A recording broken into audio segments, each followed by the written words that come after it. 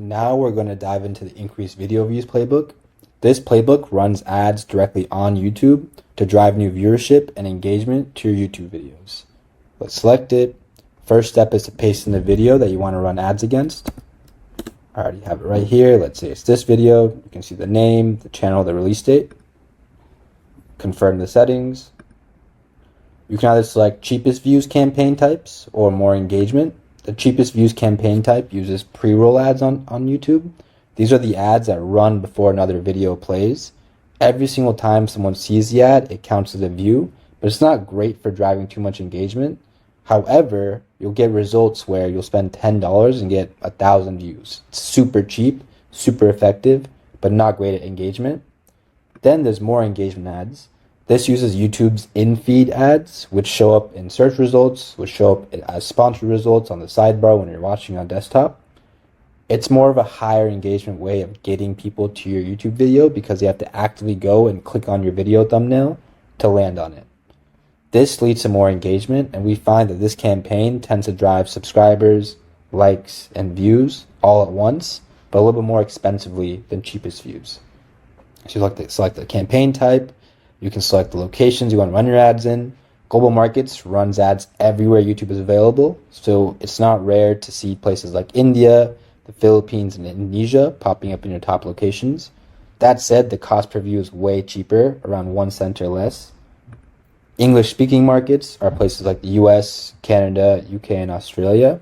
On average, these fans tend to be higher intent, more likely to come out to shows and spend money on merchandise.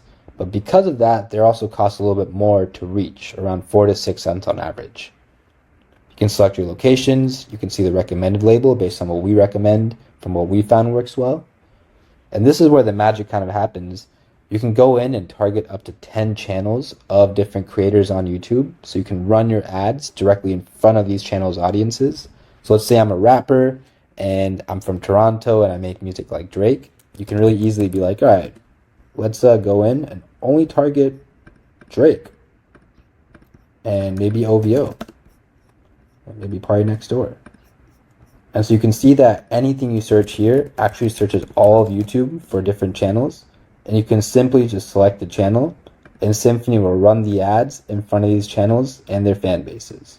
So this looks like a good list. It says your targeting is good to go. You can proceed. Now in this step, you can actually see a throughput based on the budget you spend. So let's say we want to spend 20 bucks. Based on our settings, the average cost per view is 4 to 10 cents, estimating 200 to 500 views. If I make it a $100 budget, you'll see same setup, shows me an estimate. But now if I go back, instead of selecting more engagement in English-speaking markets, I select global markets and cheapest views.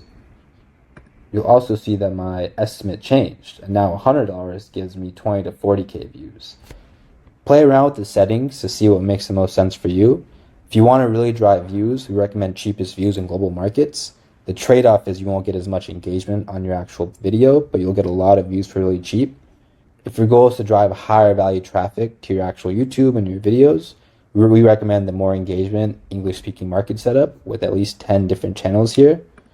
This will be a little bit more expensive to get a viewer or a subscriber. However, it's targeted specifically at higher value fans that will more than likely convert into something you actually care about.